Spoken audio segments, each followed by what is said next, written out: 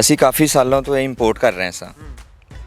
Million of dollars ਦੀ ਅਸੀਂ import ਕੀਤੀ, ਲੇਕਿਨ ਫਿਰ ਖਿਆਲ ਆਇਆ ਕਿ ਯਾਰ ਇੰਨਾ ਪੈਸਾ ਜੋ ਬਾਹਰ ਭੇਜ ਰਹੇ ਹਾਂ क्यों ना पाकिस्तान दे विच ही प्लांट लाया जाए। डेली बेसिस पे देखें तो 24 मिलियन शेल हम ईच डे प्रोड्यूस कर रहे हैं। पाकिस्तान के अंदर 6 to 7 बिलियन शेल्स की रिक्वायरमेंट है एनुअली, जो हम सफिशेंटली प्रोड्यूस कर रहे हैं। प्राइम मिनिस्टर साहब ने जिस तरीके से पॉलिसी इंट्रोड्यूस की थी पावर से रिलेटेड है, इसके रेट्स कम होने चाहिए। चाइना से जितना भी शेल आता है वो हम उसको कहेंगे 2 नंबर है। वो 2 नंबर इसलिए है क्योंकि वहाँ पे अब पिग की जेलेटिन इस्तेमाल होती है।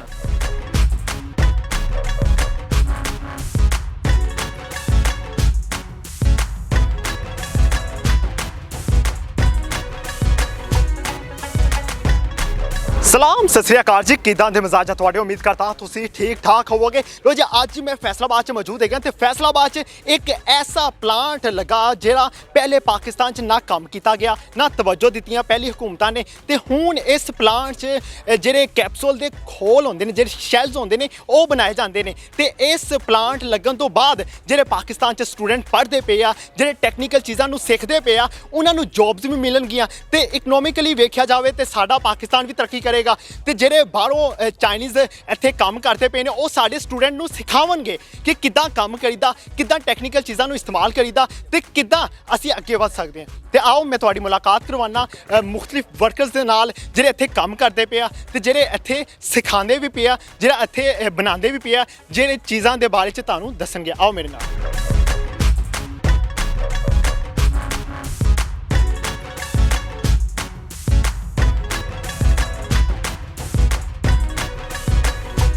सर पहली बारी मैं वेख रहा इत्थे फैसलाबाद च प्लांट लगा तो यह किंदी मेहनत आ, किन्ने इन्नी कोशिश की कि फैसलाबाद च ये प्लांट लाया गया। देखो हर मेहनत च हर प्लांट के पिछे एक कोशिश होंगी। असी काफ़ी सालों तो ये इंपोर्ट कर रहे सां, मिलीयन ऑफ डॉलर्स की असी इंपोर्ट की, लेकिन फिर ख्याल आया कि यार इन्ना पैसा जो बाहर भेज रहे हैं क्यों ना पाकिस्तान के विच ही प्लांट लाया जाए।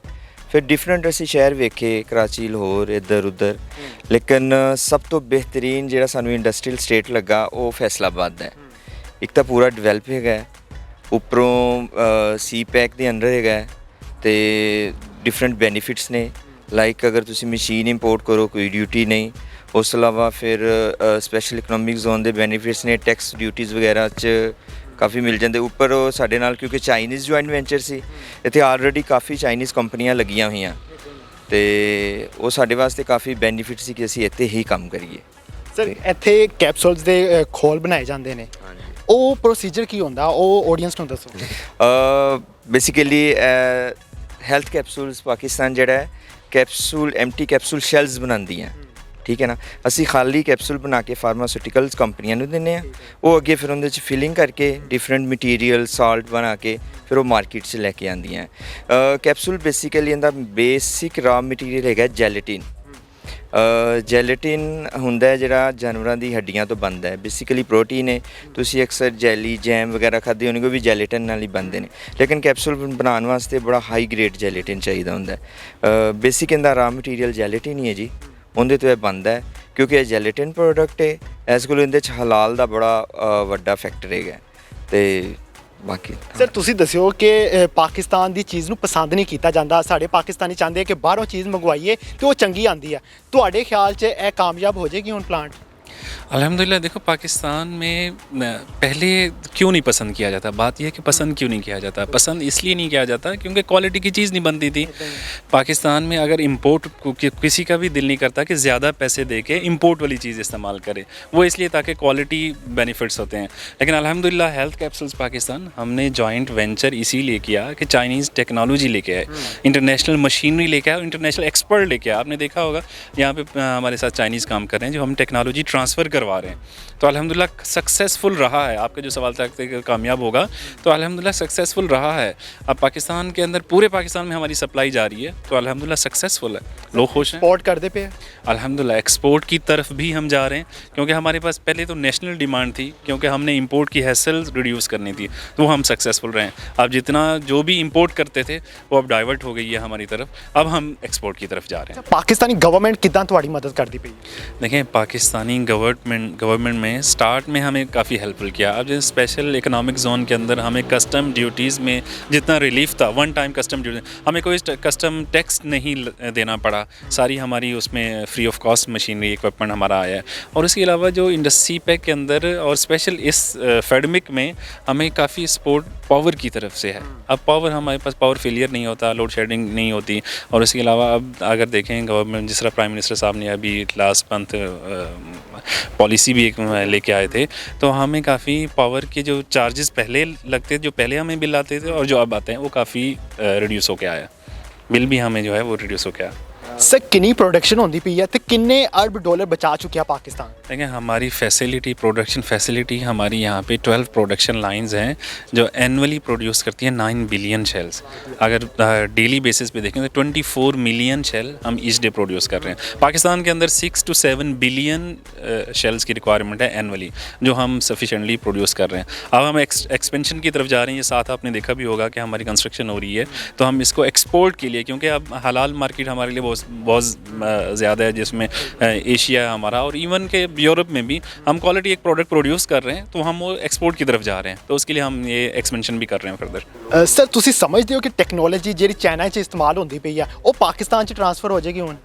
देखिए हमारी पहली ख्वाहिश और पहला काम ही हमारा ये था, क्योंकि जो पाकिस्तान के अंदर पहले प्रोडक्शन प्लांट लगाने की कोशिश की गई थी वो अनसक्सेसफुल रहे, और वो कामयाब इसलिए नहीं रहे क्योंकि टेक्नोलॉजी एक्सपर्ट नहीं थे।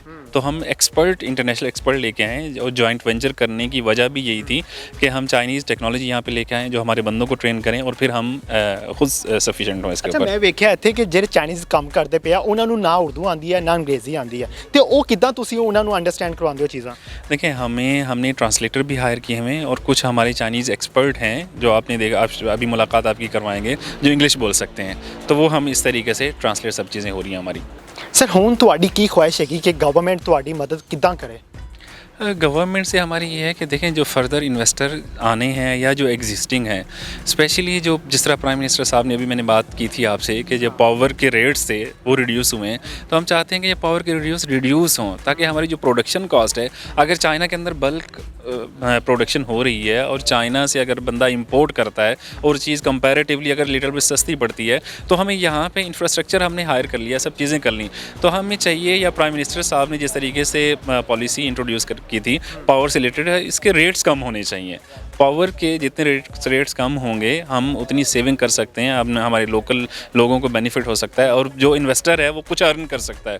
वरना अभी तो आप देखें ना कि पावर के जो रेट्स हैं, अब अगर इस तरीके से रहे तो वो उसमें फिर सर्वाइवल थोड़ा सा मुश्किल हो जाता है। सर की है कैप्सूल 2 नंबर भी बन सकता, कोई बाहर भी बना सकता, कोई अपनी फैक्ट्री खोल के बना सकता इदां दा कैप्सूल?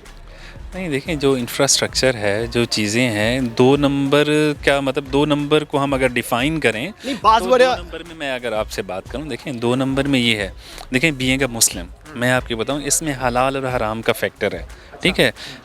हम 2 नंबर उस चीज़ को कहेंगे जो हराम है, ठीक है।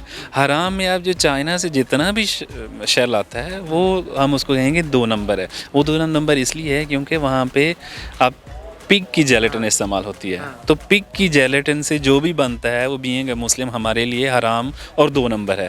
तो अल्हम्दुलिल्लाह पाकिस्तान के अंदर ये पहला यूनिट है जो काउज से हम जेलेटिन लेते हैं, उससे प्रोड्यूस होता है, तो इसलिए ये वन एंड ओनली हलाल मैन्युफैक्चरिंग शेल है। सर पाकिस्तान च तुसी समझते हो कि तालीम दित्ती जाती है इदां दी कि टैक्नीकल चीज़ां नूं समझिया जाए, ਜਿਹੜੇ स्टूडेंट पढ़ते पे ने वो टैक्नीकल चीज़ां नूं सीख भी सकन? नहीं, तालीम तो दी जाती है, लेकिन उस लैवल की नहीं दी जाती जिन्नी कि टैक्नीकल है थोड़े होनी चाहिए। यानी थोरैटिकल तो नॉलेज तो दिता जाता है, वो बेसिक पढ़ा दी जाती है, लेकिन जो जिस तरह प्रैक्टिकल होंदा उस तरह नहीं होंदा, तो ਉਹਦੇ ਵਾਸਤੇ ਕੋਰਿਲੇਸ਼ਨ ਬਿਟਵੀਨ ਇੰਡਸਟਰੀ ਤੇ ਤੁਹਾਡੇ ਇਦਾਰੇ ਨਾਲ ਹੋਣਾ ਚਾਹੀਦਾ। ਤੇ ਇਹ ਕਿੱਦਾਂ ਇੰਪਰੂਵ ਕੀਤਾ ਜਾ ਸਕਦਾ ਕਿ ਸਾਡੇ ਸਟੂਡੈਂਟ ਜਦੋਂ ਪ੍ਰੈਕਟੀਕਲ ਲਾਈਫ 'ਚ ਆਣ ਤੇ ਉਹ ਟੈਕਨੀਕਲ ਚੀਜ਼ਾਂ ਨੂੰ ਸਮਝ ਸਕਣ? ਇਹ ਦੇਖਿਆ ਇਹ ਤੇ ਗਵਰਨਮੈਂਟ ਦਾ ਜਿਹੜੇ ਇਦਾਰੇ ਨੇ, ਯੂਨੀਵਰਸਿਟੀਜ਼ ਨੇ, ਤੁਹਾਡੇ ਟੈਕਨੀਕਲ ਰਿਸਰਚ ਅਦਾਰੇ ਨੇ, ਗਵਰਨਮੈਂਟ ਦੇ ਆਪਣੇ ਰਿਸਰਚ ਅਦਾਰੇ ਨੇ, ਮਿਨਿਸਟਰੀ ਆਫ ਐਜੂਕੇਸ਼ਨ ਹੈ, ਇੰਡਸਟਰੀਜ਼ ਹੈ, ਉਹ ਆਪਸ ਵਿੱਚ ਬੈਠਣ एंड दैन बैठ के डिसाइड करें कि सानू की चाहिए और किस तरह सानू एजुकेशन बनानी है, प्लांट लगा की है, प्रोडक्ट प्रैक्टिकली की रिक्वायरमेंट वो चीज़ देखनी चाहिए। प्लांट लगा है इत्थे पाकिस्तानी स्टूडेंट भी काम कर सकते हैं? डेफिनेटली, ਕਿਉਂ ਨਹੀਂ ਕਰ ਸਕਦੇ, ਬਲਕਿ ਕਰ ਰਹੇ ਨੇ Pakistani students. Here we have a pharmacist and chemist, both are working engineers there.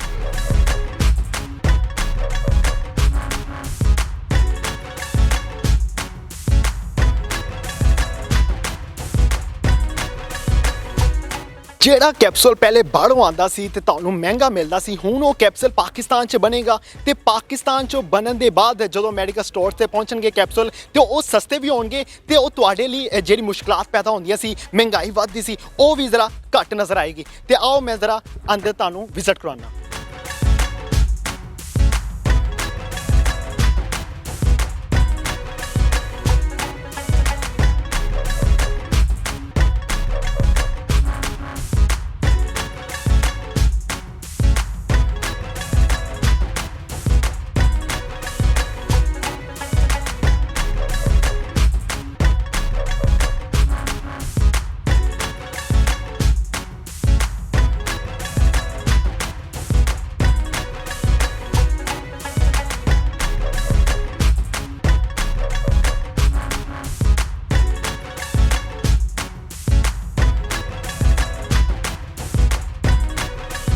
ਜੇ ਇਦਾਂ ਦੇ ਪਲਾਂਟ ਪਾਕਿਸਤਾਨ 'ਚ ਲੱਗਦੇ ਰਹਿਣਗੇ ਤੇ ਪਾਕਿਸਤਾਨ ਦੀ ਮਾਇਸ਼ਤ ਵੀ ਬਿਹਤਰ ਹੋਵੇਗੀ ਤੇ ਸਾਡਾ ਪਾਕਿਸਤਾਨ ਤਰੱਕੀ ਵੀ ਕਰੇਗਾ। ਤੇ ਇਸੇ ਨਾਲ ਮੈਨੂੰ ਇਜਾਜ਼ਤ ਦਿਵੋ ਤੇ ਇਸੇ ਤਰ੍ਹਾਂ ਦੀ ਮਜ਼ੀਦ ਸਟੋਰੀਜ਼ ਵੇਖਣ ਲਈ ਮੇਰੇ ਚੈਨਲ NPG ਮੀਡੀਆ ਨੂੰ ਸਬਸਕ੍ਰਾਈਬ ਕਰੋ ਤੇ ਇਸੇ ਨਾਲ ਮੈਨੂੰ ਦਿਵੋ ਇਜਾਜ਼ਤ। ਅੱਲਾ ਨੇ ਕੇ ਬਾਤ।